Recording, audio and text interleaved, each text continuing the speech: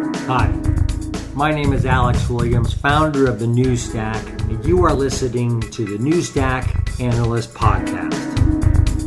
We look at application development and management at scale. TwistLock is a sponsor of our ebook series on Docker and the container ecosystem. Learn more about TwistLock's perspectives on container security in our latest ebook on networking, security, and storage. The ebook is available for download at thenewsstack.io. Now let's get to the show. Hey, it's Alex Williams of the NewsStack here for another episode of the NewsStack Analyst Show. I'm here today with John Morello of Twistlock, and we'd like to thank Twistlock, their sponsor of our ebook on Docker and container ecosystem, in particular on the subject of networking, security, and storage. So, John, thank you for joining us today. Thanks, Alex. Good. I'm just waiting for Ben Ball to join us. Ben's our technical editor for the ebooks. Hey there. There we are. Good. Okay, good. Great. So, John, tell us about Twistlock, its history, and the basics of the product. Yeah, so Twistlock, we've been around since early 2015. We initially did a first product launch. Our first RTM of the product was in November of last year at DockerCon Europe. And since then, we've shipped 5 or 6 updates to that product post RTM. Today, we've got over 20 paying customers and many more customers that are in various stages of evaluation and procurement and so forth. So we've been very proud of what we've accomplished and very fortunate to have had some of those opportunities. What we really try to do is to allow customers to use containers to improve the overall security of their applications that run inside containers relative to running those same sorts of applications in a more monolithic architecture. And in some ways, it's sort of contradictory to the overall popular meme and discussion of, are containers secure? We really believe that not only, are containers fundamentally a secure architecture, but that they have some specific characteristics that really make it easy for a security company, or easier at least for a security company like ourselves, to be able to do some innovative things to automate the process of securing applications that run inside containers, things that used to be historically very difficult to do. So a really good example of that is, if you think about the traditional model for doing an allow list security approach for an application. If you wanted to take a simple 2-tier WordPress app and create a very locked down allow list model for securing that app. So, only allow specific processes to run, only listen on specific ports, only allow traffic to specific destinations, et cetera. That usually involved, some developer having to sit down with some security analysts, describe how the application worked, what the requirements were. That analyst would go into multiple different tools and set up something in an IPS and set up something else in a firewall, and then of course that application would inevitably change over time. And so those rules that were created on day 1 were no longer really well aligned with the application on day 50 or day 100 or whatever it may be. Because containers, though, have a few characteristics, the fact like they're immutable. You're not servicing a container in the field. Containers are very declarative. Container is built from an image is built out of layers. Layers are described in a Docker file, which allows software automation to discover the way that the application works. And the containers are very minimal, right? They're a single process entity, typically at least. So the surface area of what we have to look at is a lot smaller.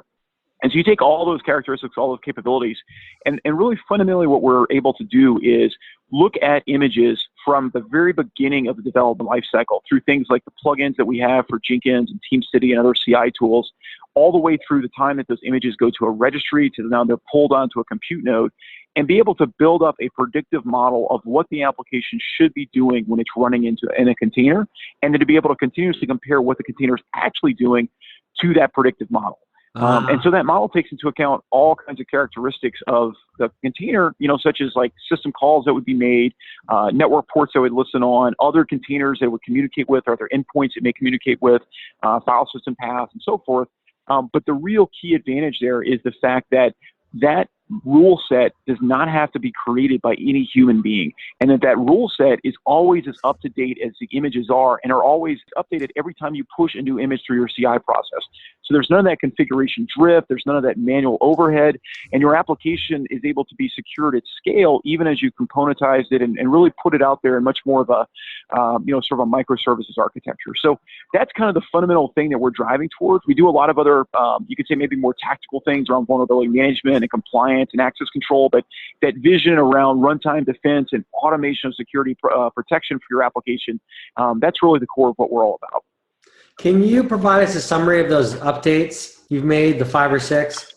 Yeah, absolutely. So we've basically progressively added additional functionality around these 4 major areas of the product we have. So I talked about runtime in detail. We also have a lot of capabilities around vulnerability management, and that's really designed to protect your images and the contents of those images wherever they may exist in your environment. So, as an example, one of the things that we've added around vulnerability management recently is really native plugins for CI tools, again, like Jenkins and TeamCity, so that as your developers are building containerized applications, we're able to check the security state of those images before they ever leave the build environment. And, as a customer, if you configure TwistLock to say, you want to fail a build with TwistLock if it includes images that have a severity level or CVEs with a severity level of a particular threshold. Like, for example, if I detect CVEs at a medium or higher CVSS score in a given image, fail the build and force the developer to fix it before it progresses along. We've also done a lot of work to adopt some of the newer capabilities in the Docker registry API format. So we have support for the catalog API and webhooks.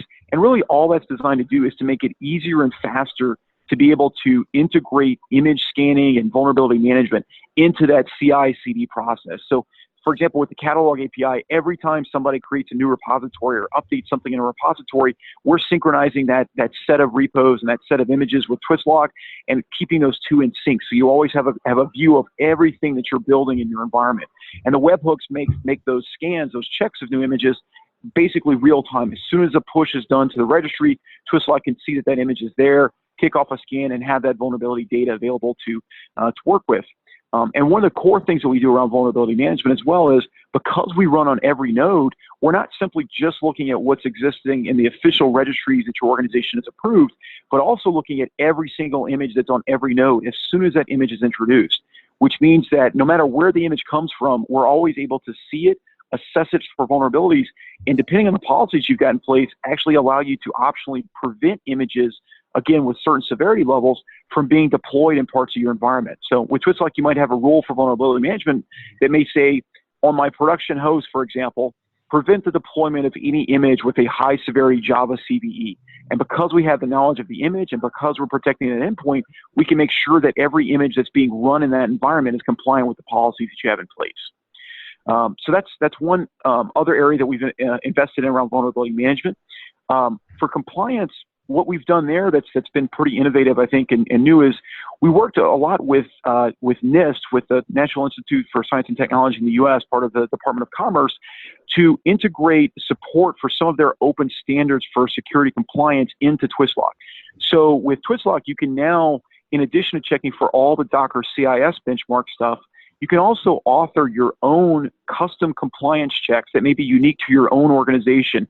Like, for example, if you have PCI requirements or FISMA requirements, you can author those in an open standard format that NIST has called XCCDF, and then use that XML file, upload it into TwistLock, and have TwistLock automatically protect and assess compliance for your images using those custom configuration settings. So things that are unique to your own organization, in addition to what Docker, the Docker CIS benchmark has, which we've always had in the product.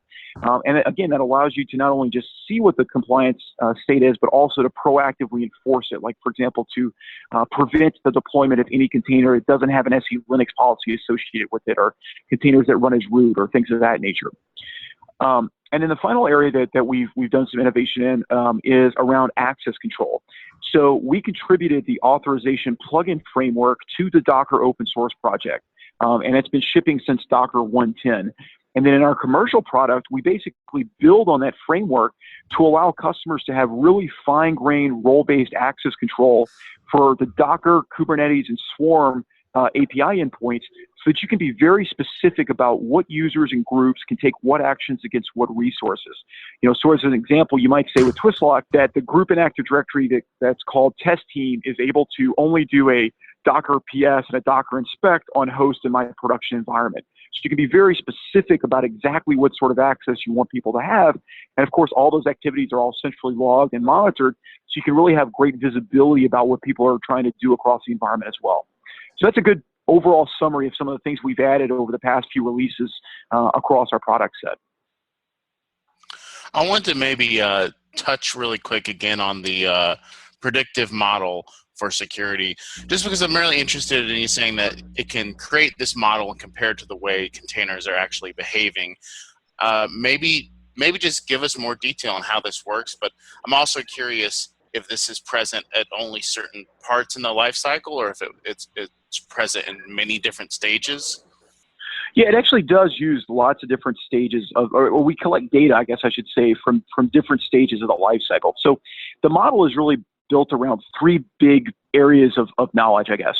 So the first one is what we're able to ascertain through static analysis. So as we're scanning images at endpoints or in registries or as part of the CI process, in addition to looking for CVEs and for malware in those images, we're also starting to develop the basic predictive model for that particular image. So, by looking at an image standalone statically, we can still determine a lot of aspects about the way that image will probably run in a container. For example, one thing we can determine very definitively is the set of all the processes, all the binaries that should run in there. So, a lot of images might have as an entry point a shell script that's going to kick off and run various processes and do different things. And TwistLock has the knowledge to parse that shell script, understand all the binaries. Then we checksum all the binaries, so we have a very definitive list of everything that should run inside that image. We also have knowledge that we ship as part of our rule sets that we provide to our customers, where when we encounter particular applications, common open source things like Apache or Nginx or MySQL, where we can say, okay, when we see that the entry point for this image is HTTPD, we now know where to find the config file for Apache and how to parse that config file to learn about other aspects of the way that application should behave. For example, what socket Apache would listen on, and perhaps like what file system paths it may interact with, what system calls maybe it's required based on a particular configuration. So all that static knowledge is kind of the first leg of that stool of the model. The second leg is everything that we learn sort of at launch time, if you will. So the static model is great, but in and of itself is insufficient, because static model is not going to tell you about the way that image is going to be running when it's deployed into a container. Not completely, at least, because when it's deployed in a container, you might link it to a particular overlay network, you might mount particular storage volumes to it, you might publish a particular set of ports, and none of those things are really known until the actual deployment occurs. So the second leg of that stool is all of that knowledge that we get at deployment time, regardless of how you orchestrate that deployment, either doing a Docker Compose or Kubernetes, or if you just manually do some Docker run commands. We learn all of that state from the Docker APIs and through other heuristics that we have on the system to be able to have that second set of launch time knowledge. The third leg of the stool is one of the more innovative aspects that we do, which is really all about using a machine learning model to flesh out the remainder of the knowledge that we need to create that predictive model. Because remember, when you deploy a container, let's say into a particular network, we still don't know definitively, just based on that deployment, all the other things that it might talk to, nor all the system calls potentially that it might make. And so what we do is when that container is deployed, we put it into a learning mode state and observe the characteristics and behaviors of what it's doing. If it's a front-end container, is it talking to a particular back-end database? Is it requiring particular system calls? And as that model plateaus, in other words, as we're adding less and less new stuff to that model, we automatically change from a learning mode into an alerting or blocking mode, depending on the policies you have. But really, the most important thing I think to take away from this is all of that learning and all of that predictive model development that I talked about is all occurring automatically. There's no human interaction required. Nobody has to go in there and create a rule that says, listen on this port, or, block this system call. That's all done automatically. Now, we still provide customers the ability to see that and to configure that and maybe add their own tweaks to it. But in general, the idea is to allow the software to do it, because only through software and through automation can you really can the security tool really keep up with the pace of CI and CD and the number of commits that a really rapid, sophisticated development organization is doing. So every time you do a commit, every time you create a new image in a repository, we're starting that process again, and we're making sure that that image is always perfectly aligned with, or that the model is always perfectly aligned with the image, because that model is being redeveloped for every new image that you create. So that creates the base data then, right? Exactly. That's what creates the base data. That's the model that we compare the actual runtime state against. So, if you think again about that example that I gave you of a two-tiered application, WordPress that's got Apache front end and MySQL back end, without creating any rules in TwistLock, that model's going to learn that only the HTTPD process should run on the front end, and it should only be talking to this particular back end container, and it should only make particular system calls. Well, let's say that you deploy that image and everything is great. The container's running fine, for the first hour, the first day, the first 3 days or whatever. But a few days after you launch that image, suddenly another process runs in there that's unexpected, like Netcat, for example. Well, we know very definitively right then and there that there's something anomalous occurring with that container, because the entry point of the image that was used to launch that container was HTTPD and was not Netcat, and there was no scenario really in which Netcat needed to be running in there. And so because of that, you have visibility to see there's something strange going on. You could have TwistLock actually block that container and stop the potential attack right there, or you could simply alert on it, open a ticket, and have some security team go in there and investigate it. The choice really depends on your configuration as a customer, but the idea is to have that anomaly detection occur automatically, because again, the baseline is being built automatically every time you create the image. The predictive model is a core part of this. Can you tell us more about the technology architecture that you've developed? Yeah, the architecture of TwistLock as a product, you mean? Yeah. Yeah.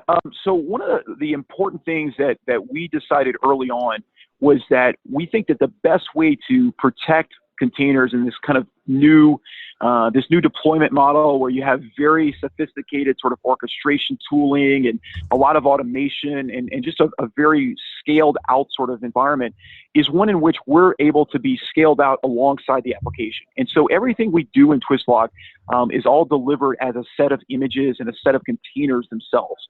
So we don't have like a big VM or God forbid, a physical appliance that we require that you run somewhere in your data center. Everything that we do is containerized. So TwistLock is just as portable as the containers themselves are. So, you can run TwistLock in AWS or in Azure or in GCE or in your own environment. We have customers in the Intel community, for example, that run TwistLock in a completely air-gapped environment with no connectivity to the internet or any other network. And we support all those because, again, one of the great things about containers is their portability. And so we never wanted to force customers to sacrificing that portability to get these capabilities. So there's no kernel mode component. Everything is purely containerized. And the architecture of the product is actually really simple. For most customers, you would have one container that's our console, and it's our database, it's our API endpoint, it's our management UI. It's basically where you do all the configuration and monitoring of the environment. And then on every node, every place that you're running a Docker engine, we have one of these TwistLock defenders that's running on that host. And that defender is just a special purpose container. It's secure by default. There's no interface associated with it. There's no listener that's sitting there that's retrieving arbitrary traffic. And that defender is what's responsible for the enforcement of all those endpoint technologies we talked about earlier, the vulnerability management and access control, the runtime stuff. That's all done by the defender. And the model is built so that it's all based on WebSockets and TLS. So it doesn't matter if the console's in one network and the defenders are in a separate network, or the console's on-prem and the defenders are in a cloud. Everything is basically a pull model so that the defender is connecting to the console. It's instantiating the connection outbound. So the firewall rules are very simplistic to maintain. They're fully customizable, so you can really make it work in any kind of network topology that you have. And the final thing I'd mention about the architecture that's very important is everything that you do within our UI is ultimately fulfilled by a set of REST APIs that are completely documented and accessible to you as a customer. So anything that you want to automate, like setting up the product, creating rules, gathering audit data, you can all automate via a simple REST API, which means it's really easy to tie TwistLock into other systems. Like we have some customers that have tied TwistLock into things like Chef and Puppet for deployment. We have others that pull TwistLock data in to do analysis in some sort of log analytics tool. And all that information is very accessible because it's all exposed via that REST API as well. We have a question basically about how TwistLock approaches just the scale of containers, especially when we're talking about this predictive model and some of the behaviors that are being applied that would allow alerting and monitoring. How does this happen when we're talking about thousands of nodes at scale? Is this something that you've had a lot of experience in so far? Yeah, we don't really see that many customers today that are running thousands of nodes at scale. We do have customers that are running hundreds of nodes, and these are actually pretty large customers. I know there's probably some out there that are doing thousands of nodes at scale, but we don't see that nearly as frequently as customers that typically are somewhere between 50 to a few hundred nodes is more commonly what we see today, at least in the enterprise space. At the same time, we don't really have any architectural limitation that would prevent us from going to 1,000 or beyond nodes per single container, or per single console, I should say. And really the reason for that is we've designed the architecture of the product to be explicitly asynchronous. In other words, the defender is downloading and caching a set of policies from the console, but is able to operate completely independently of the console. So if there is let's say some sort of disruption of the network between the two, your host is not left unprotected. It still is going to have all the local policies cached there, and it's going to continue to protect that host. And whenever the communication is restored, it'll just resync and update the policies that are there. And that model, in addition to giving you better resiliency, also really helps with scale because the unit of enforcement and most of the enforcement logic is distributed around the environment versus all having to call back to some sort of central entity that would obviously have scale and bottleneck problems if you start going from tens to hundreds to thousands of hosts and containers in a given environment. What are some of the new things that you guys have discovered? Any company that's doing this kind of analysis has to be discovering things that may not have been so apparent to the rest of the community. Yeah, I would say a couple of observations that I guess were a little bit surprising to us. I guess the first one I would tell you is not so much a technology observation, but really sort of more of a market observation. If you go and talk to a lot of people out there, like in the media or even at conferences, I think there's often an assumption that containers are being mostly used by startups or Netflix or Facebook or very, very leading edge tech companies, and that's definitely true. But a large part of our customer base is more established enterprise sorts of organizations that realize that the traditional way that they've been developing software doesn't allow them to keep up with their mission requirements any longer. And they've got to adapt and change and really embrace some of these new technologies. So while we definitely have some startups and large tech companies and so forth as our customers, we also have really large, well-established industry providers as well, industry players. We have a Fortune 50 healthcare insurer. We have a Fortune 10 industrial manufacturer. We've got a large government agency in the U.S. And another large government organization that's in the intelligence community. People that you may historically not think of as necessarily being as bleeding edge that are really doing a lot of awesome, interesting stuff with containers, sort of under the radar, I guess. So that was, I guess, one market thing that we observed. The second thing I would tell you is that what we see a lot of with our customers is their usage of containers is not all necessarily about developing brand new, applications from scratch, which, a lot of times people kind of think about, well, if I'm going to embrace CI/CD, that means I'm going to have to, be doing a fundamentally different way of operating my application. But what we really see from an adoption standpoint more so is people kind of gradually getting into containers as they add new features to existing applications, or maybe they refactor components of existing applications. So we see a lot of sort of hybrid app models out there where you may have parts of a given app, like perhaps a data tier, parts of the logic tier, that still may be, working in a more traditional, pattern where you have VMs or even potentially like bare metal nodes. And you still have other parts of that application that are more containerized, like some of the things that they do more innovative work on, that they're changing more frequently. And so I think that to me, at least, that was a little bit of a surprise for us, because it's sort of contrary to a lot of the kind of standard knowledge out there that people are, it's new companies developing new apps or doing the containers. And while it's definitely part of it, we also see a lot of, traditional established companies using containers to accelerate the iterations that they're doing to mission critical apps that they may have been operating in some form or fashion for many years prior to ever touching containers. Yeah, they can just do things a lot faster, as a result, because of the containers' capability because of their portability and just their ease of use, isn't it? Correct. Now let's take a quick break before we get back to the second half of the show. TwistLock is a sponsor of our ebook series on Docker and the container ecosystem. Learn more about TwistLock's perspectives on container security in our latest ebook about networking, security, and storage. The ebook is available for download at thenewstack.io.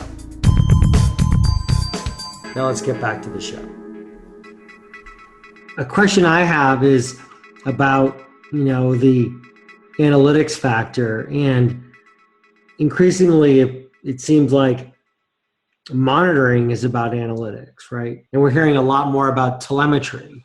And I'm curious on where a company like yours starts to see the distinctions between container security and monitoring and needing to measure almost all the things just to get some better picture. A very valid observation. I mean, you cannot do security without visibility and knowledge of what's going on in your environment, of course. One of the things that we think is really good about containers, again, if you go back to those fundamental characteristics that I talked about earlier, because containers are much more declarative and much more minimal, it's a lot easier to understand what they should be doing. And because you have that ability to understand what they should be doing, you can also much more easily find things when they shouldn't be doing them, right? Again, a process that's errant or a system call that shouldn't be there. So the way that we look at collecting that data and updating our own data sets and so forth that we help to use to protect customers is really it's a very much an opt-in model for us. So one of the real selling points for TwistLock is you as a customer, your data is completely private to you and never leaves your control. You don't have to send us your images for analysis. We don't have to host your registry to be able to protect the images that are stored there. Your data is totally private to you. You operate that TwistLock console and environment in whatever clouds you run. Could be public cloud, could be private cloud. It doesn't really matter. But you also have the option of sharing telemetry with us, things that we also use to provide sort of big data analytics on like particular, images from Docker Hub, for example, that are used as common base layers. And do we see particular threats or problems with those? And if so, we can tune our knowledge set that we use to help protect customers' runtime environments dynamically. So as we see different threats or different sorts of problems that might exist in common applications or, again, common base layers that people build on or common thing packages that are included in their images, we're able to constantly adjust that model that we have because we're always pushing out new vulnerability and threat data and research-based rules via our intelligence stream to our customers. So, you as a customer, you're never sharing data with us, but you're always consuming data down from our cloud. Again, like what's the latest set of CVEs? What's the latest set of of malware and IP rep lists? And what's the latest set of TwistLock Labs research that we can use to help protect your environment? Like perhaps, again, sets of system calls that we know a particular application that you containerize may or may not make. And so we really see that telemetry as a two-way street, things that people optionally share with us that helps improve that, but also making sure that once we have that data, we're able to use it to help improve our model and then to push that down automatically to our customers so that they get the benefits of kind of the, the herd immunity, I guess, if you will, of that shared knowledge set. Can you tell us a little bit more in detail how you collect that data and then how you're analyzing it? We had a conversation just the other day with Sysdig. They go underneath the container, right? And they have an interface to the Linux kernel, and they collect data that way. How do you guys collect your data? So we do not, as I mentioned earlier, when we talked about the architecture, we do not have a kernel mode component. And we made that choice very explicitly because, as soon as you take that dependency in the kernel, now you introduce sort of a whole, a whole set of other potential problems with that, right? And I'm not trying to criticize their choice. Right. They may have done that for very good reasons. But from our perspective, if you take a dependency on a kernel mode component, now suddenly you're basically going to force your customers to potentially have to stay on kernel versions that may not be the latest, or may not be necessarily the one that they want. There may be particular flags that have to be compiled to be able to get that data out or for your module to work. And so there's sort of a lot of baggage, I guess, that goes along with that. So the way that we work is that Defender container that runs on every node, instead what it's doing is it's subscribing to interfaces that the host kernel already makes available just natively for monitoring and security tools. So forget about containers entirely. If you were just talking about a traditional Linux host, there's various performance and security counters and monitors that you can hook into to monitor things like process activity and file system traffic and network I/O. And basically what we're doing is tying that data into the knowledge of what's going on in all the containers, because of course, when you're talking about a container model, all those containers are sharing the same host kernel. So from one of these monitors, if we see the traffic, let's say, is going to a malicious endpoint as identified by one of our IP rep lists, we're going to be able to tie that back to a specific container or a specific process in one of those containers we're protecting, because we both know what's happening at the host kernel level, as well as what's going on inside of each one of the containers that's running on top of that host kernel as well. So how are you storing that data, then analyzing it? So again, remember, all that data by default never leaves the customer's control. So a lot of that analysis occurs directly inside of our product. So in other words, as you're running TwistLock, when you're making decisions and configuring the environment to protect it, one of the things that you're doing is basically setting up rules that Defender container will use to determine, like, do I want to monitor, particular process activity, or, maybe for a particular set of applications or a particular set of containers that make up a given application, perhaps for those you're not interested in monitoring, file system behaviors for whatever reason. And so you instruct the Defender through these policies to basically say what it is that you care about, like what is it that you want to monitor. And then really all of that calculation and all that analysis is done in two places. First of all, it happens on the Defender because it's got all that data locally and it's able to make those comparisons with very low overhead and very low latency. But because, again, containers are always tied back to images, and in most organizations at least, you have kind of a set pool of images and a set of registries that you're going to deploy broadly across a lot of hosts. The other thing that we do is we tie that knowledge back from the endpoint node all the way to the ID of the image at the repository and registry level. So that, if you have one console that's managing Defenders that are running on 500 different nodes that are out there in a given environment, when we detect a problem on one of those nodes, we inform the console of that, and that console can then sort of inform all the other Defenders that are out there in that environment that, hey, this particular image ID was observed to have this particular problem, and perhaps we proactively defend against it or block it depending on the policies that the customer has in place. So that's what I mentioned earlier, that knowledge of really being able to tie back vulnerability data and runtime data throughout kind of the entire life cycle. That's a great example of that, because once we learn that there's a problem in a given application at runtime, we know what image that problem was seen in, and we know where that image was pulled from, what repository and what registry, and potentially even what CI process was used to do it. And then we can make that knowledge available all the way back upstream so that the developer can see that and fix that problem very quickly without having to have a lot of human interaction and sort of IR response that goes into it. Do you use any real-time analytics platform, associated with that? Yeah, we do some of that stuff using some custom code that we built. Some of the team members that we have are fellow ex-Microsoft guys that I worked with, including people that have really spent their careers working in the machine learning and sort of big data space. In fact, a couple of the guys worked on Cortana at Microsoft. And so we really have done a lot of first-party implementation of some of that stuff. And the reason for that is, we try to really keep with a distributed architecture so that instead of having to have all this data from all these different nodes, sent all around and packaged and analyzed in a big, in one central location and redistributed out there, instead the model is we're trying to have a lot of that intelligence at the endpoint itself, because it's lower overhead that way, it's less latency out there, and it also makes the entire system much more resilient in the case of a failure of a given component. And so some of that work required that we do a lot of first-party development. We definitely do use open source components that are in there where they make sense, but some of that's just some of our own secret sauce, if you will, that we built specifically for protecting these kinds of environments. Sure. So it seems like working with partners such as Docker, Microsoft, Google, AWS, you have a lot of these kinds of partnerships and often integration into their own products. Is this something that is going to continue to be a big focus for TwistLock? Is extending your capability to other products and environments a big focus?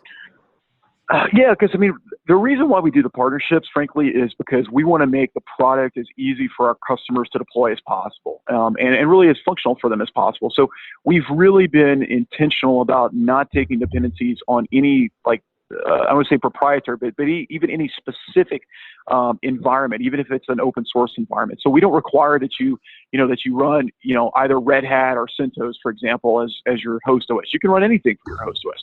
We don't require that you run Amazon or in Google's cloud. You can run in any cloud you want to.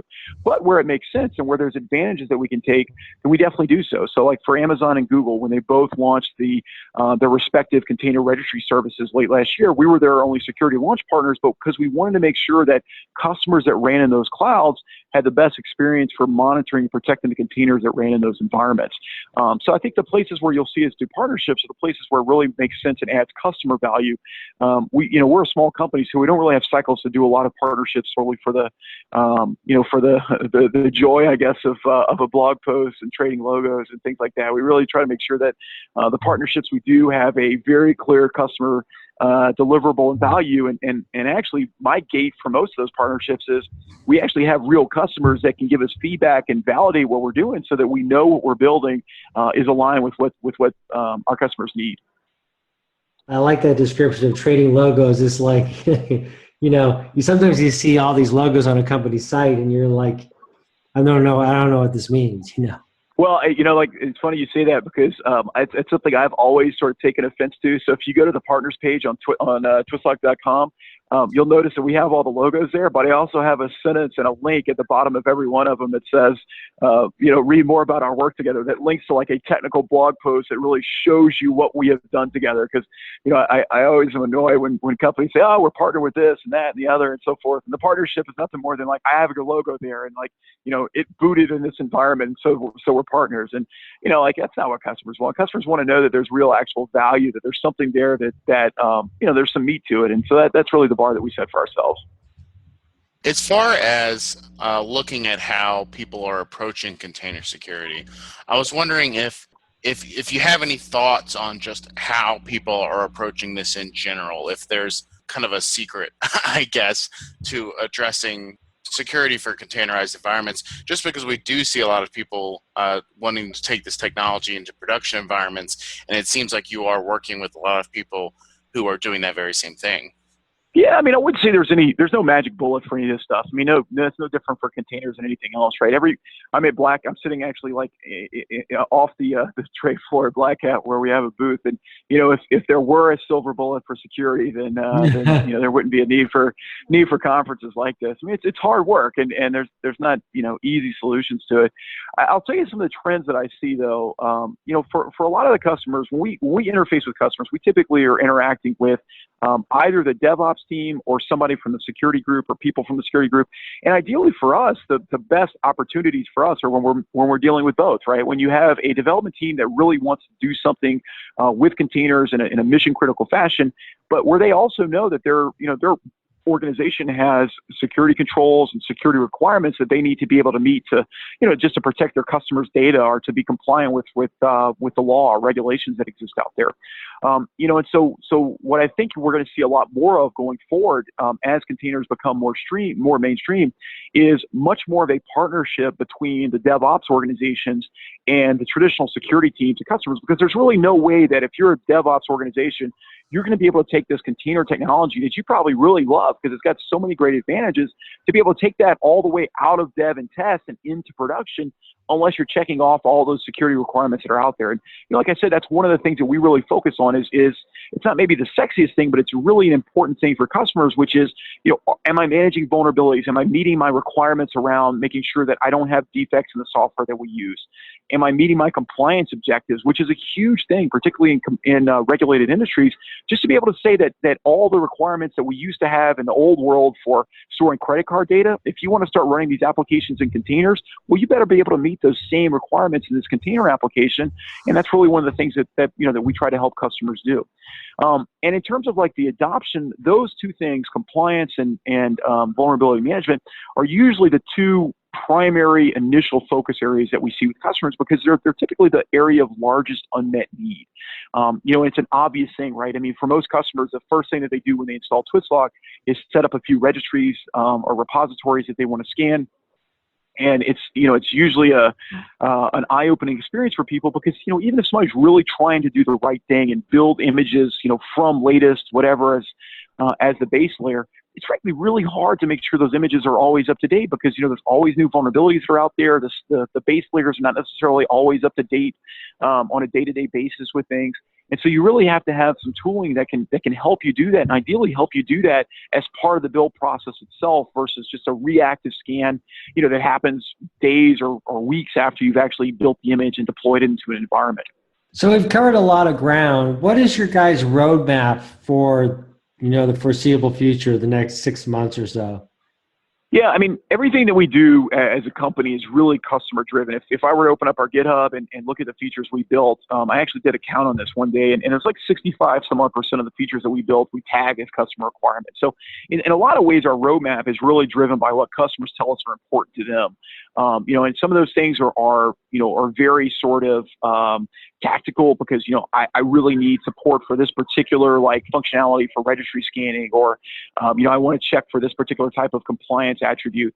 And so that's a big part of what we do. And the other side of it, the other side of that coin, is innovation, particularly around runtime. And I think the biggest area of innovation that you'll see us investing in more around runtime is fleshing out that knowledge set that we're able to provide to customers that really enhances what we can automatically detect with offline knowledge that we've been able to do from research. And again, think of that example of saying, when I identify a particular app as the entry point in an image, how can I parse the config file of that application and get more information about how the app itself behaves versus just how the container would behave, those kind of lower level characteristics versus the application layer characteristics. Those are some of the things you'll see us invest in. Correlation of runtime events is another big area that we think there's a lot of cool things that containers enable. So I think that if you think about what our roadmap is, probably half of it's going to be helping service what our customers need and what people are asking for. And the other half, the real area of a lot more innovation led by us, is going to be around fleshing out that runtime capability through a more deep knowledge set for applications and better correlation of runtime events. So the runtime is the next frontier. Yeah, we think so, because and it's the really cool thing about runtime to me is that it's not us sitting there here at TwistLock saying, hey, we're super smart, we came up with all this stuff, and isn't it awesome? It's the fact that containers themselves, it's an architectural model change that is what fundamentally enables us as a security company to do this. And as a guy like me who's been doing security for 16 plus years now, the notion of really having kind of a more declarative way to run IT systems enables up so many other possibilities down the line that, again, it's just historically been really hard to do, because you went from a model that was fundamentally chaotic and disorganized. Like if you're building VMs or bare metal servers, you're building them by hand, then by definition, almost every one of them is going to be its own unique little snowflake. Whereas if you're talking about containers, it really is that difference between pets and livestock, right? When you're deploying that container, you know exactly what that image was, and you know exactly what every container that you're going to build off that image should do. And that really changes the game in a lot of ways for what a security company is able to do to help protect customers, because we're able to really create rules that are much more precise, much more scalable in terms of how quickly they can be iterated and easily managed. And I think that's going to open up a lot of other possibilities down the line too. So I think that just the shift to containers, people often lose sight of that fact that it's not about maybe some of the near-term gaps that people struggle with anytime there's a new technology. It's about, this is a platform change that really is going to enable us all to operate in a more secure way because of these fundamental characteristics of this containerized model. Well, John, is there anything else that you'd like to add that maybe our readers should be considering? No, I think that's a pretty good overview. I certainly appreciate you guys taking the time out to talk with us. We'd love to talk to any customers that sound like this is a technology that may be interesting to them. You can obviously visit our website at twistlock.com for more information. But we'd certainly be happy to help anybody else who's looking to use containers to improve the security of their apps.